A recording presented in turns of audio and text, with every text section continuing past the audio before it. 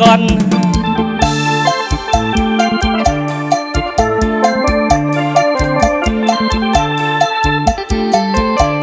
เอาบ่ทั้งหน้าเวทีนะเด้ออยู่ด้านหลังเวที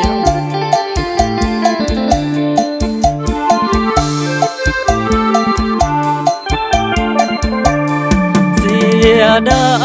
ยเสียดายอายเอาเมียก่อนมาพ่องามงอนตอนอายมีครอบมีครัวแต่ก่อนแต่กี้ไปลี้อยู่ใส่ทุนหัวตอนอายบ่มีครอบครัวคือบ่เห็นทุนหัวจังสิเสียใจเสียใจเพราะอายนี่เท่า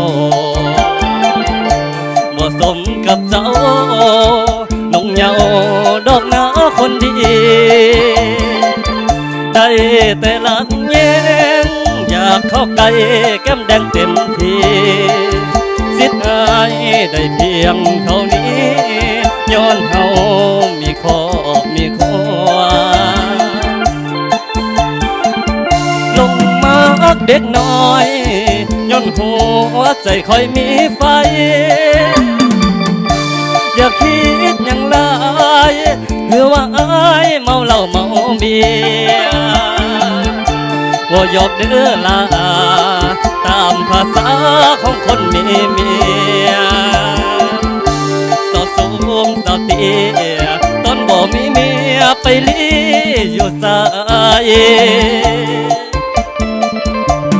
เสียดายเสียดายอายเอาเมียก่อนบ่สังงามงอน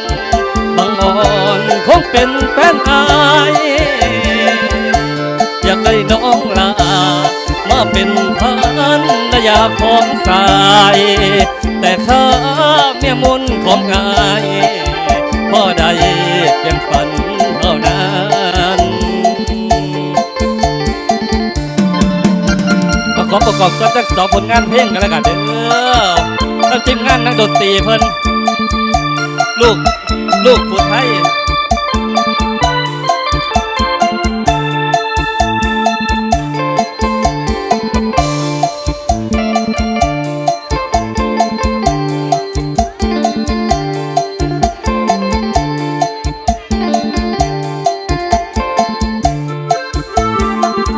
ลุกมาเด็กน้อย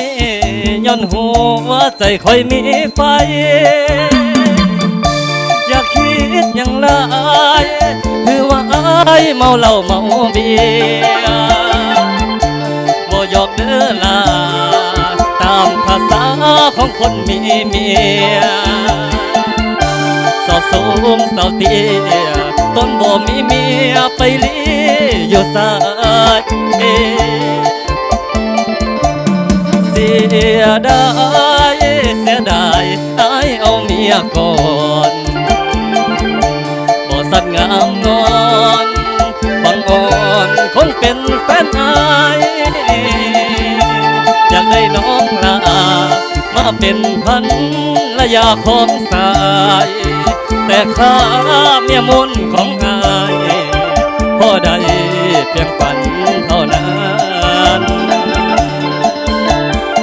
ขอบใจสำหรับทีมงานดนตรีเบิ่งรายการเด้อ